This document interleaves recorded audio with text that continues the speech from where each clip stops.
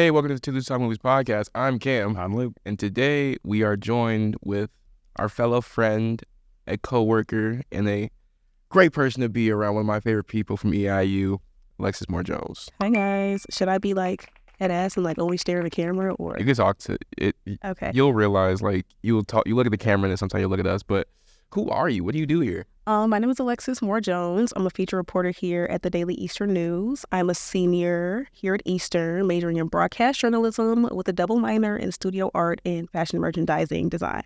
Yes. I'm pretty solid. I'm awesome. Very much so. You're our first guest to not have both headphones on the ear. You're the first one. I do hit mix. I can't. I got to hear myself talk. It feels weird. And also headphones give me a headache. That's very fair. But yeah, Alexis and I had talked about this a while ago. I don't know, stuff kept popping up, and then she was getting mad at me. She said she's going to beat me up. Whoa. That's probably true. She definitely did tell me she was going to. But no, it's because I wanted to watch The Get Down, which is not a movie. It's a TV show, but the first episode is like an hour and 45 minutes long, so it's technically like a movie. But if we start with the show, you got to watch the whole thing. Me and you haven't done one, but I know you did like 2 or 3 series, but that's like once at the end of the semester. Okay, well, I'll be here. You know how long it takes us to watch a series? I don't care. And they be series that we've already watched. It's not, y'all have either of y'all seen The Get Down? No. All right then. So the finish, but that's all. You're going to get hooked, and you're going to want to finish it, and you're going to want to talk about it. And I'll be right here ready. Ain't nobody got time to be binging series in college. Tell you what I want to talk about. Movies every week for a podcast. You have just enough time to watch the series. You think I finished this movie this morning. Okay, and you can finish the episode. You ain't saying nothing but excuses. All right. But I think the real thing that we all want to talk about is today's movie. Alexis, would you like to introduce what it is? Oh my goodness, yeah. Shall we watch Ready Player One? And I chose the movie. Why did you choose the movie? So I chose it because, for one, it's going to sound really crazy, but I don't really watch movies like that. I have a select few that I consider like my favorites or that I like. And I read the book, Ready Player One, in high school. Good read, great read. And I was like, what the, you know what I'm saying? Movie adaptations of books are never really done well or seamlessly. And this wasn't done seamlessly in terms of like staying true to the book, but it was done very well. And it's rare to find something like that. And it's rare for me to like a movie and watch it again. So this is like one of my favorites. So Ready Player One. And for those of you who don't know for the plot of this movie, it takes place in the future in 2045. And the Oasis is a creation by James Halliday. It's like a virtual reality metaverse type thing. And after Halliday's death, he left a golden Easter egg coded into the program. And if you solved some challenges, got all the keys, you'd unlock the egg, and that would give you control over the Oasis. And this group called IOI wants to control it all, and they kind of cross paths with Wade Watts, who is a kid from, I think, Columbus, Ohio, up in the stacks. And they kind of butt heads throughout the film over control of the Oasis. But Cam, would you like to tell us who all stars in this film? You got Ty Sheridan, who I thought was Miles Teller before I started watching it. I can see it. Is that the main character? Yeah. Mm-hmm. It's dumb because I've seen it before, this podcast, and I was sure it was Miles Teller. You got Olivia Cook, Mark Rylance, not sure how you pronounce that. Ben Mendes, you said it earlier. How do you say it? Ben Mendelsohn, I think. Mendelsohn. I think it's Mendelsohn, whatever. Simon Pegg, TJ Miller, Letitia Wright is in here. I didn't know that. Mm-hmm. McKenna Grace, Hannah John Kamen. Yeah, there was a decent amount of people. I think I said Simon Pegg already. But yeah, it's not a stacked cast, but it's like surprising people that are in here. But yeah, I guess we can hop into general thoughts. Alexis? I think it was a pretty solid movie, especially coming out in 2018. I hate CGI, I really do. It can be done either very well or very poorly, and this movie looks so beautiful, especially to be done in 2018. Like, there are things I watch now that look god-awful, and it's 2024. So, I think, and that's probably one of the reasons why I enjoy the movie so much, is because it's so beautiful, and it's done so well, and just like the descriptions of things in the book were taken into account and recreated very well, which I think is also a very hard thing to do. But I think the story is pretty solid. It's not the same story. The story is pretty solid. Period. It's just a really good movie. I think like I've watched it twice this week, and like being able to go back and watch it, I still feel the same and get mad at the same scene every time. I feel comfortable watching it every time, and I think it's like, especially like there's a lot of pop culture stuff in the movie that I don't know, but for the pop culture people, like the pop culture person, like maybe that's, you got it. That's your Nerdgasm Central, I'm telling you. It's a really good movie though. So my general. Cam, what did you think? It was fun. It was cheesy though, but I guess it's for kids, so I can't expect anything less. But you were talking about how good the CGI was, and how I don't want to put words in your face, like kind of surprising to you how good it was, especially for, was it 2018, so about 6 years ago. It comes from Spielberg. If you didn't know, Steven Spielberg, who probably created your mom's or your parents' favorite movie, Jaws, Jurassic Park, whatever. Hey, I love Jurassic Park, the whole series. Oh God, that's bad. He's got a bunch under his belt. I used to love E.T. I haven't seen it in a while, but yeah, all the classic movies your parents probably grew up on, he made those. So, yes, for me, it wasn't like that surprising. I guess because I knew that he directed it prior, but movie's good. I didn't like the cheesiness of it, but I like the little other Easter eggs they had in it. Like you said, some of the pop culture stuff with the don't say it like with The Shining, but we'll get into that later, and all the other random. Just little stuff like opening up and you seeing a Minecraft world. Like, I know that was not put in the book at all, but like, that's cute. Like, that's going to have you hooked immediately for those who like that. So, right. And it was surprising that it had all of that. And it was Spielberg too. Like, I'm obviously as a team, but for him to create something as iconic as, I don't know, just seeing that big jump, like him having like these classic ideas and then coming into this other world of video games, which I guess isn't that far because it's all based on creativity. I don't know, just like him still being relevant with the times is really surprising to me. Yeah, that's pretty much. Yeah, and I'll agree with that too. I wrote down in my notes that I kind of compared the visual effects and CGI to that of Avatar, where it's like the original. Yeah, where it's like really heavily intense on all of the CGI. Yes, you have like the live action stuff interwoven with it, but the bulk is on the CGI, and it's all really well polished. There's not any scene that I'd noticed that had any kind of like visual bug with some of the CGI like other movies. I know one that comes to the top of my head is in Avengers Endgame during the final battle, like Giant Man's running in the back, and he gets like knocked out in one scene, but then he's back up and huge in another. So there's like VFX mix-ups. There's none of that happening in this film, which I appreciate. Kind of goes to show that there's a lot of attention to detail put into it, which is also very evident with the amount of cameos and the IP appearances that are all throughout with so many pop culture things. And I was telling Alexis before we started, the new Rockstars on YouTube did a breakdown of this, and I think they counted most or all of the Easter eggs. And I did not watch that video before getting here, but I know it is well over 130. So there's a lot of them. I think the other thing that I really liked about it was Parzival, who's Wade's avatar, and Artemis, who's Samantha's avatar. And they kind of have this love relationship going through the film. And I know I've said on previous episodes, like, if there was a relationship involved, like, I wasn't vibing with it. But this one I kind of vibed with. I thought it was mostly well done. There was, like, a little bit of a tropiness to it and cheesiness, like you had said earlier too, Kim. It's kind of a one-sided love. They confess, it doesn't happen. They disappear for a little bit. The other one comes back and is like, no, wait, my bad. So there's some of that. Can't wait to talk about that.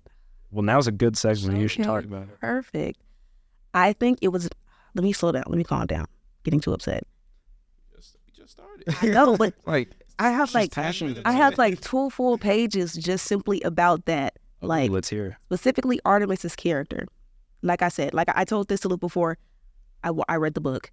It's going to sound like I don't like this movie because I'm basing a lot of my perspective based off the book, but that is also why I enjoy it. So they didn't give them enough time to flesh out their relationship. Absolutely. Like, I don't think there's like the whole, they separate, then they come back together and she's like, oh, baby, I'm so sorry. Like, I don't think we had enough time for that to flesh out at all. And I don't think Artemis's character got fleshed out enough for us to even want them to build that relationship. Like, back on my nerd. In the book, we had ample time to find out that what's his name? He really liked Artemis. She was a big name. She was pretty famous. She did like pretty much Twitch streams and like that. Everybody knew who she was. And so like he had this ongoing crush. Then he meets her. That's the girl. That's her. That's her. Oh my God. And like they slowly start to talk. They slowly have little interactions, and then they slowly, they start to form a relationship, or you can see a relationship forming. With this, it was just like, ooh, that's that girl I like. I like her. Artemis was straight riding. She did not mess with him till he got that first key. Oh, word. Hey, friend, you back again? You back already? Oh, what, you are something new? Like, My favorite scene in the movie, which also makes me the most upset, is the disco scene. Disco scene, yeah. That was one of the most like accurately depicted depictions in that movie. It was beautiful. And so they dance in this space. They hop off the lug, you dig? They hop off the lug, She's my boy out. She knows he got that haptic suit on. Can you feel that? Can you feel? You're gonna fly under his and you don't expect him to like tunnel vision. She want me. She want me. I want her. And they're like swimwear. Then they come shoot the club up. They come to, you know what I'm saying? She's so focused on what's going on. She's upset with him for not being focused. Girl, I thought we were so very like specific term. Shoot the club up and you. Well, right when they got ambushed. Yeah, I mean, no, like, you made it seem like they got it in already. Man, not even like, you know what I'm saying? They're dancing, having a good little time. Nah, I feel it. Then they come get ambushed. She lock in. Getting crazy. He's still starstruck. Baby, she just flew through my pants. Like, I don't know what I'm doing right now. Yeah. Is this my gun? Like, So then he throws the Rubik's Cube that sets time back 60 seconds. She's pissed because, why didn't you use that sooner? They get downstairs, and wherever he pulls her, he's still starstruck. And like everything that Wade is doing, it makes perfect sense. I'm not mad at him at all. He's an 18-year-old. He ain't had no experience with no girl, is what it seems like. You know what I'm saying? This is the Artemis. She likes me. I should be doing nothing but being up under her right now. So that's all of his train of thought. They get down there. He like, damn, babe, like, so what's going on? Kicks his hand in his chest. Now she's cussing him out. Artemis, you don't get to be upset right now. You don't get to be pissed off.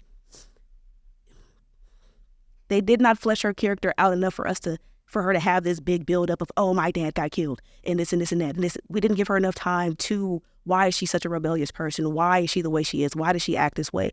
Why is she so upset that Wade doesn't live in the real world? I wrote down the exact quote. The exact quote because she told me, you live inside this illusion. I can't let you distract me. We're both playing in a game right now. We both have our headsets on. So I think we're both living in this illusion. That's one. Two, I can't let you distract me. Baby, you started writing me after I got that first key. I was not in your face. You got in my face. You asked me on a date. What are we talking about? You're mad at me? Roll around in the fiery pits. Why are you upset with me? Then she go off on him, cuss him out, woody woo, and she gonna leave. Now my boy is left there with blue balls and confused and pissed off. The bullshit segment from Joker Folie à Deux has returned. I see. But that's a valid point. And I do have a follow-up question about that. If you think that there wasn't enough time given to it, what scenes throughout the movie would you have either omitted or added to give that time? I'm about to nerd out, bro. The start of the movie wasn't even how the book opened. It started with him in school. We hear about their school one time. That's when Sorrento pulls Wade in with the hologram and was like, hey, you know what I'm saying? I'm thinking about like turning Ludus into, you know what I'm saying, like the Breakfast Club school or whatever other movie that was. That's the one time we hear about the schools. In school is where they get the first key. That's where he finds the first key in the book. That's how he slowly but surely meets Artemis. And it gives us that time to get to know him, get to know them, get to know her. If we would have just extended the scenes that they were in, like her being like this on him immediately after he finds that key, or like he gets the bike fixed. She sees him the next day. Oh, you know something. We don't get any time to flesh them out, even if just like the little interactions they had were a lot longer, or the scenes that they had together were a lot longer. I feel like the movie itself was kind of rushed up until the end. They fleshed the end out perfectly. They gave enough time for all the little bitty big and small plot points, but each scene that they have together, it's like, we know what we want from them in this scene, so we're just going to do that. And they don't give any time to allow that to happen naturally, if that answers your question. Well, that does. And I think not having read the book before seeing it, I wouldn't have been able to pick out those difference details. But one that I did know from watching New Rockstar's video, and I think online as well, is the ending is not the same as the book whenever Wade confronts Halliday. Because in the book, there's no question on how Halliday is there, if he's actually dead or not. But the film brings up this question that if Halliday is no longer his avatar in one of the scenes and Wade's avatar is interacting with the real Halliday, is Halliday actually dead? And there's no doubt in the book that it's just an advanced NPC that's walking around. But the film does kind of bring that up. So I'm curious, what do you think about that change? And Cam, before we get to that, I know that's the ending. Can we? I want to talk about your thing. I want to get back to that though. All right, we'll get back to that. We'll come. I will agree with two of your points with the relationship being kind of whatever, and with it kind of being rushed. I don't think I like movies where we're just thrown in the middle of nowhere in the timeline, and we're just so I guess that's how movies work, but I don't like because it starts like 5 years in or something like that, or 10. It starts in 2045. Yeah, so 5 years after Halliday passed away. Yeah, and it's something so cheap about I'm just so happened in the timeline where my character. Right, or we could have did some more exposition. They could have gave us a little bit more to build up on that. Like the description of the stacks in the book is perfect in that movie. Yeah, in the movie, go ahead. And the movie, it's not like that long. It's 220. I mean, it's a decent amount of time, but they had so much to work with. They could have done so much more. And it's not. They didn't. It's not dreading if you made it longer because it's a fun movie. Exactly. Schindler's List probably. I've never seen it, but I'm sure it feels like 3 hours or however long it is because it's in black and white. It's about the war, and Liam Neeson's old, and I love. He's like one of my favorites. But I'm sure that movie feels like 3 hours long, however long it is. But I wish we saw the destruction of how the real world came to be. Now, I'll keep it a buck. Do they tell us that? They tell us, but I wish we would have saw it. Mm-hmm. Well, I'm thinking like in the book, did they even give us that? Book. I might be lying. They might have. It's Still, I mean, or at least gave us more time in the stacks, or gave us more time in those areas, or in the real world. Yeah. And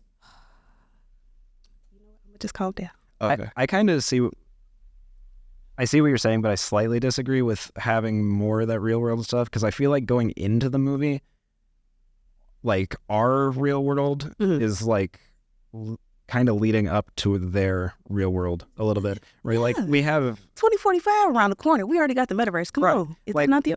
Yeah, we have Apple joints. Yeah, like a MetaQuest or something like that. That's quite frankly the Oasis. Yeah. It's not as like well polished as the Oasis, not yet, but we're getting there. Unfortunately, and so there's that stuff, and then like you see in one of the opening scenes, like in the stacks, the supply drone that comes in with the Pizza Hut box. Which thank God they have a Pizza Hut. I love Pizza Hut, but off topic. But anyway, but like that stuff comes. Like you have those types of deliveries. Or if anything, if they could have gave us more time at the start with the reality before we get into the virtual reality, because we spend most of the movie in the Oasis, which makes perfect sense. Yeah. Like.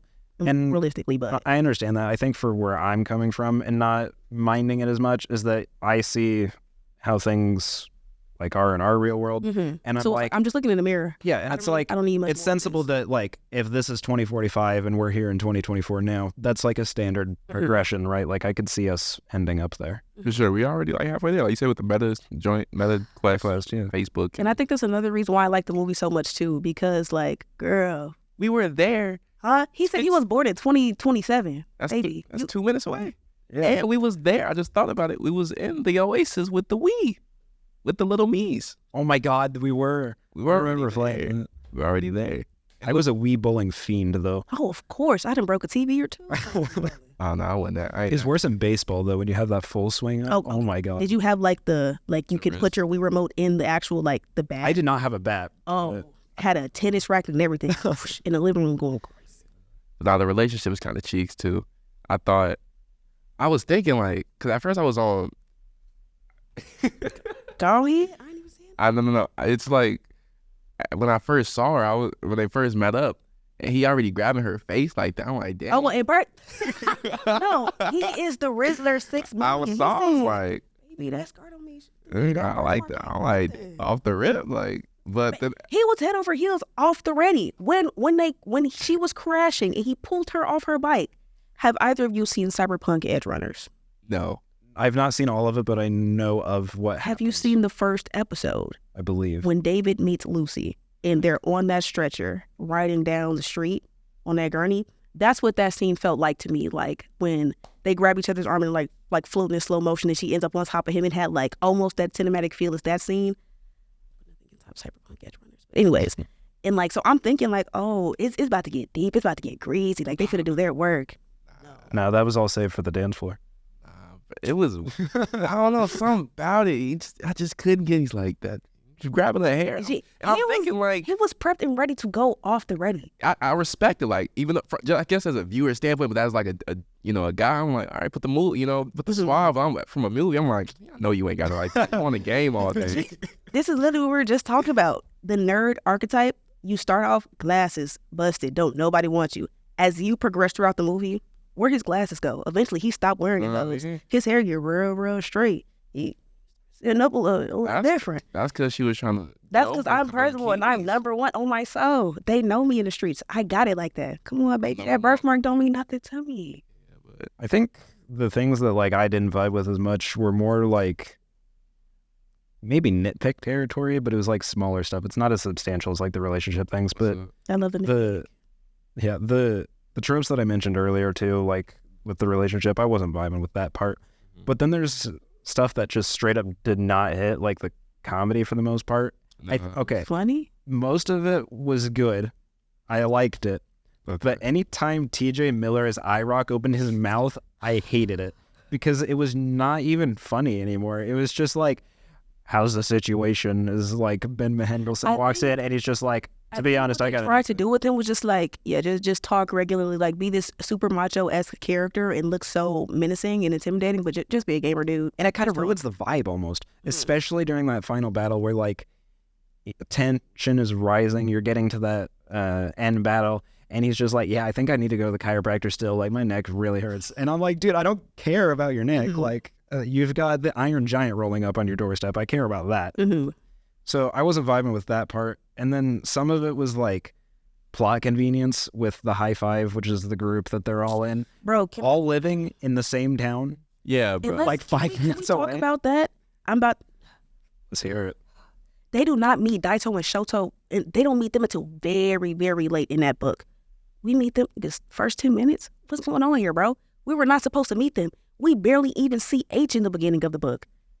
Them meeting this fast, them already having a relationship together, an entire plot point regarding how well they work together as a group is them slowly but surely meeting up with each other to thus become the Five. Why do I know him already? Why do I know what he got on? I shouldn't be meeting him the first 5-10 minutes of the movie. Yeah, and I feel like those two kind of like didn't have as much screen time as the other members of the Five did until like more towards the end. And maybe that's kind of the point, like to get that attempt of a book adaptation in with having it at the end. But like they still show up, and then there's just like the one, I can't remember which of the two it is, but he's like, yeah, I'm 11, so what? And then he disappears, and he just like he doesn't come back up for a little bit. Yeah, I put that in my notes that they're such irrelevant characters, and they're kind of just along the way. A really big role in the book, which is why I am so upset to see how they discredited them young men. Jesus Christ, they did so much. Their characters did. I'm not gonna go on a rant, y'all. I literally have to keep stopping myself from getting upset. That's how it be. But I do like the movie. I want to preface, it's gonna sound like I don't like this movie. That's fair. It's just, I don't know, something about that. Those other two characters seem like they were just there just to have some more personality. And I guess that's like the family aspect of the movie, make it family friendly so you can have different you have an 11-year-old, so I guess some kid can relate like, oh yeah, I can play video games and be a part of a clan or whatever. But I wasn't really messing with it. On to the next one though. Let me see. I wrote notes. I'm gonna start writing notes because I feel like I haven't been articulating myself well. I know it was a point you mentioned earlier, and I'm sure you've got it written down, but along the lines of books and some adaptation, the Shining segment. What were you thinking on that from your notes? Yeah, I think it was I don't know. They have something from the 80s. When did they come out? Yeah, from 1980, be incorporated into a film in 2018 and have it flow well. I don't know if it was. It made sense in the storyline, but I don't know, just the collaboration of having this huge budget movie be taking place in a iconic place in the Like in the film, like an iconic set piece. yeah, like in the iconic building, and that's recognizable. Even like the carpet in the hotel, that was just really cool and flowed really well together. Oh, it's just one of those Easter eggs that you guys were talking about earlier. And I think it adds to the having that and like all the other IPs that are in there is that there's some that are more obscure, but then there's ones that are also like really noticeable, like The Shining, where when you see the things that you know that are in it, it comes back into the plot. Like how in that Shining segment, there's the zombies that are walking around, and the High Five kind of realizes they're like, wait a minute, zombies weren't in The Shining though, because I think his name's H. Never saw the movie before, so he didn't know. And then it ties into the plot, like that's how the challenge works, is all the zombies from one of the dance parties and stuff. Yeah, that was fun. You, no thoughts? About the Shining scene? Yeah, or if you have any. I don't know. I thought it was done really well. Pretty much like what you said. It looked very seamless how they brought the two together, but Okay. What? The sigh of disappointment over there. Oh, the camera died. no, that wasn't like in the book, but that's okay. Oh, okay. The Shining segment wasn't? Now look, that was high school. That was 18, 19 when I read the book. All right. But I don't recall there being no dance scene with no zombies. I'm gonna be real. Because like several, like the keys, the challenges to get the keys were changed in the sense of like once you got a key, it wasn't over. Like you get a key, the key unlocks a gate, and now there's another challenge you have to complete to thus move on to get the clue for the next key. They scrapped that completely in the movie. It was just you get a key, cool, you move on to the next one. So there were like little things that were taken out, but it works very well for the movie itself. So they chewed that. I'm gonna get them that. Do you think having it changed, not just in the aspect of the challenges, but everything too, changing things from the book to the film made it better or worse overall? I'd say if I would have never read the book, I would have probably loved the movie. I might have still had some critiques, simply like I think that relationship, regardless of reading that book or not, that was rushed and they didn't have enough time for that to be fleshed out. So I think anybody would feel that way. But I think it would be considered a really good movie, or those changes in plot points, if you didn't know that they made changes, you wouldn't flinch at all because it flowed very well together. But knowing how thematically and like theatrical it was put together in the book versus how it was done in the movie, it's upsetting to see in a way because like I know what I read, I would like to see that on screen, but I know that's always not the easiest thing to do. So, and it's more so taking myself out of it and looking at the creative aspect that was put into it. Like they read this book too, this is how they decided to adapt this book and make this movie into this, and this is how they went about it. And the way they went about it was really nice and it was really good, but oh dang, I would have liked to see what I knew. But I just have to take myself out of it and look at the material that we have there. So I think, for me personally, I don't think they should have made as many changes as they did, just from a fan standpoint. But as a movie watcher, I don't think anybody who hasn't seen the book, I don't think they would mind at all. I think it plays very well. And I think that's understandable. Cam, do you have any thoughts on that? I don't think I can really speak. I didn't read the book. All right. So I don't really have. I do have another question that you might be able to speak on, though. What are your thoughts on the ending? Because I know we mentioned that earlier. It's the ending. Any part specific or just the whole thing? I think it got brought up whenever I was talking about the ending being changed from the book, where the question was brought up if Halliday was actually dead or not. I liked it. Voice just cracked. Crazy. I liked it because it allowed the viewer to have their own opinion. And I think that's really fun in movies sometimes. Unless it's a movie I want an answer to, but I wasn't upset about it. What do you guys think? I felt the same way. Like, yeah, it was made different, but I really like Wade's character throughout the movie, period. I think his acting was really good. He was he played his role very well. So him asking Halliday that, like, that wasn't just an ask. Like, that was a personal question he had. And knowing, like, the love he has for the 80s, the love he has for Halliday, I think it was really well. And I would have liked the answer to that question, too. I think my own personal answer is, like, girl, he uploaded his brain to the server. Like, he might be dead, but his consciousness is still somewhere floating around. But I think giving fans their own choice to make of, like, who he is or where he is or what he's doing now, I think it was good. I think it was a really good choice in the sense of, like, we've done so much and we've made our own movie. Now it's your turn to make your own ending. I'm going to give you that. So, and I think that's kind of founded too, like, throughout the film, where there's those things that just, like, how would he be able to do that if he wasn't alive? You know, like, if he uploaded himself into, like, that NPC, right, for his avatar, how's he able to react in real time to the different exactly. situations? He said, boy, get up off that ground and stand up and grab this key. Yeah.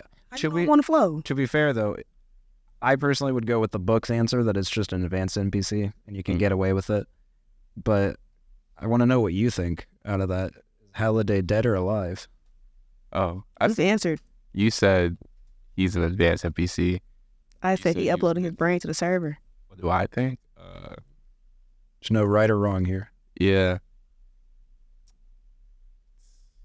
I don't know. If I had to give one, What's your gut tell you? nothing. I was just content not knowing. I think that's a fair response too, though. Like, not knowing, right? Like, it adds, like, a little bit of intrigue and, like, Yeah, you an never. endiness to the film. I don't know if I don't want to give one. I don't have one because I'd be lying. I'd just be making it up Yeah, for the that's sake of.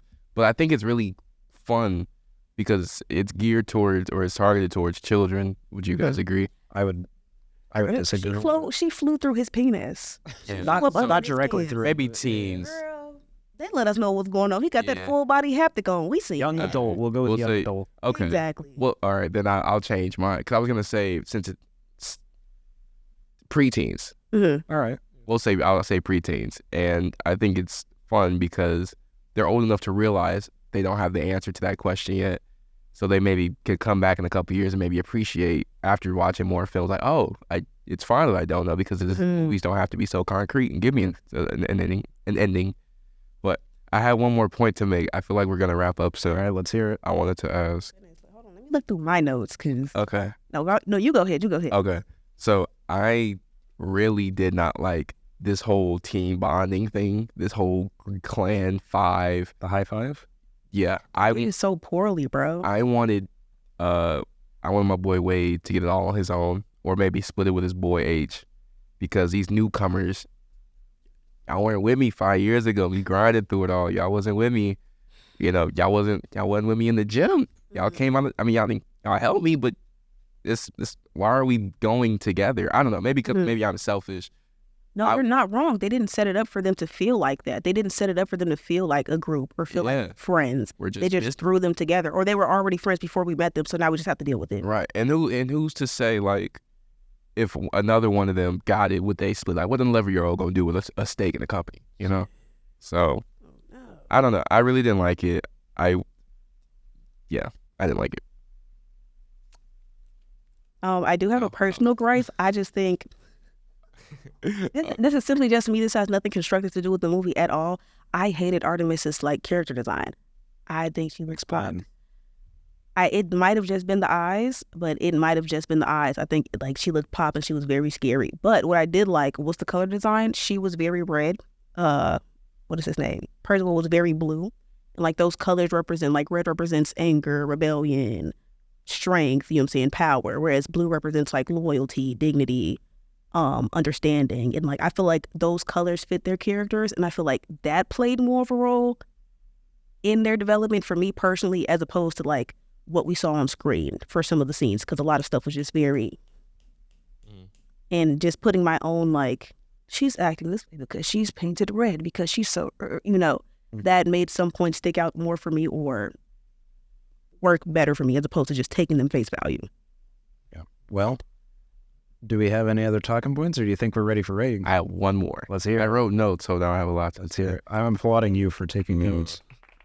I really, we kind of commented on it earlier, spoke on it. I really enjoy the whole creativity of it and having to do it for 3 different locations because you have to do it for the real world, that whole dystopian, everything's messed up type of environment. You have to do it. You have to do it for the video game world too, and that comes with its own struggles, I guess. Not struggles, but that comes with its own set of mind or whatever. And then I had to do the antagonist, the Sixers. Is that what they're called? The IOI. Their whole company run and their whole design. So I don't know. I felt there was a lot of thought that was put into it. Obviously, came with $150+ million budget, so I think it was well spent. But I think I'm done now. I have 2 questions. What's up? Here. What do y'all think about the acting?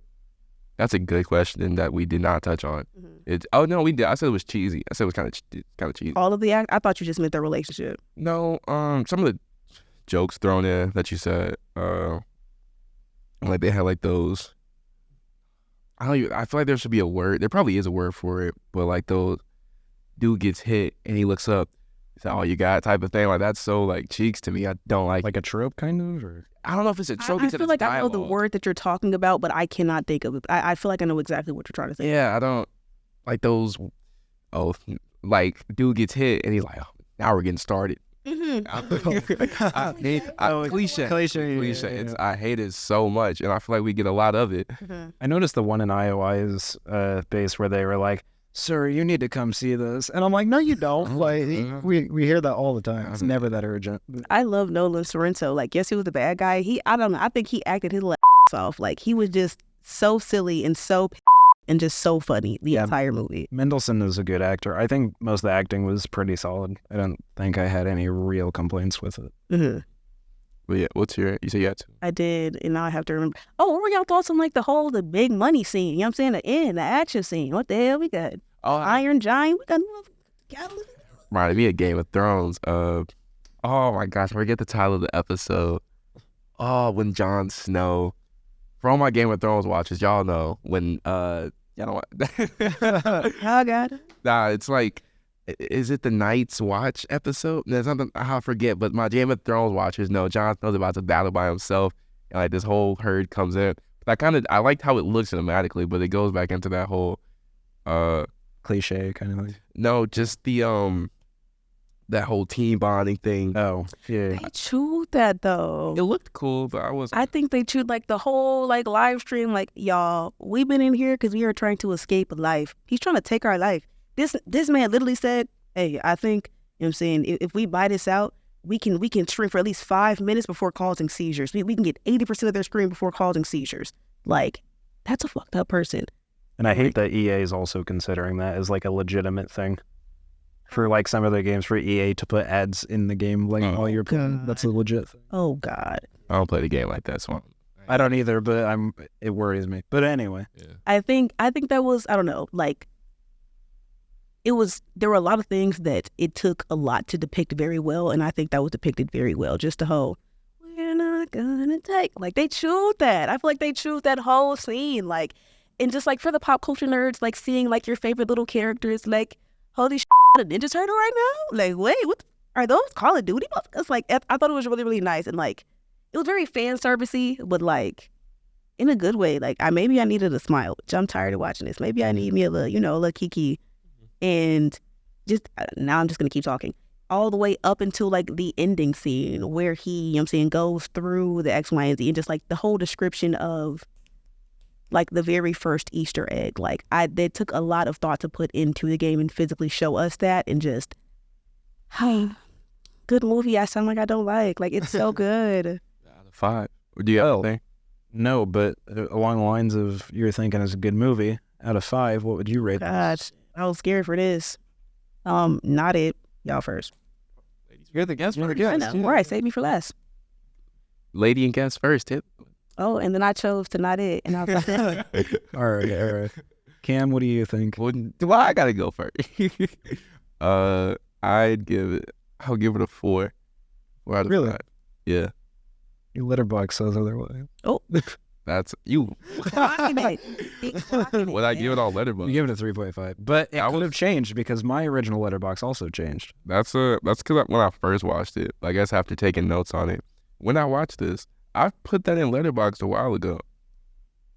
I know all sorts of things. You started. I just went down. Hold on. When I put it in, it doesn't matter. While he's going through. I put this October 1st, 2023. You searched this. You scrolled that far back. I don't have to scroll that far back if you just. Oh, you just say you the title, yeah. But yeah, so originally my letterbox had it as a 4, but then after talking and Alexa kind of shed light on like the book aspect of it being adapted, It's been a -3 as something that I have not read. So now I get to understand that. I lowered it just slightly to a 3.5. Damn, should I have shut up? Should I have shut my mouth? No. Oh God. Oh. Okay. Oh, dang, that's crazy. We reversed. We switched. What you giving it? I give it a 4. Like, it takes a lot for me to go back and watch a movie. I'd watch this again tomorrow if I wanted to. Thank you. I don't rewatch movies like that. No, cause that's why I don't watch movies. Period. That's a commitment, bro. Like, I can sit down and watch a little TV show. I can watch my little cartoons, but a movie, that's a commitment. That's an emotional commitment. I don't need my chest hurting and then not hurting and then hurt again within the span of like 45 minutes. I can't do it. And like, if a movie made me cry, it'll take years to go back to that. But like, I give it a solid 4. I think it was really good. Yeah, I think that's fair. It's definitely your opinion. I made it sound like he was a vet. Oh, right. He said he took pause and turn as one. He took my line. I was gonna say that's fair, but I didn't want to say it twice. So You know what I'm saying? It's understandable. That's real. It's clean. Yeah, but I guess we're gonna call it now. Alexis, it has been nothing but fun having you on the podcast. Yeah, thank you for coming. So finally, and I'll be back when y'all watch The Get Down. Okay. Right. I don't know about when, more of an if. I heard earlier something along the lines of end of the semester. I'll be here. Who said? Oh, I said that's what me and Drew used to do. Right. Maybe. So why can't y'all do that now? I don't know. Maybe I will just talk about The Get Down because it got canceled and I need somewhere to rent.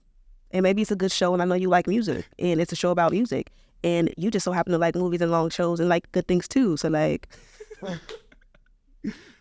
This is why you one of my favorite people, bro. You make it known that you around. Cause I've been harping about this for months, y'all. I've been harping about this for months. He's not trying to watch The Get Down. He's like, yeah. Get in the comments. Hold and holler for me. Tell them The Get Down has to come before we graduate. Quite frankly, you got till May. Got till May. They don't give me a deadline. Oh, I was supposed to be here. What you mean you supposed to be here? I was supposed to be come to my little one too. You here? Now. What you mean? You not messing with us?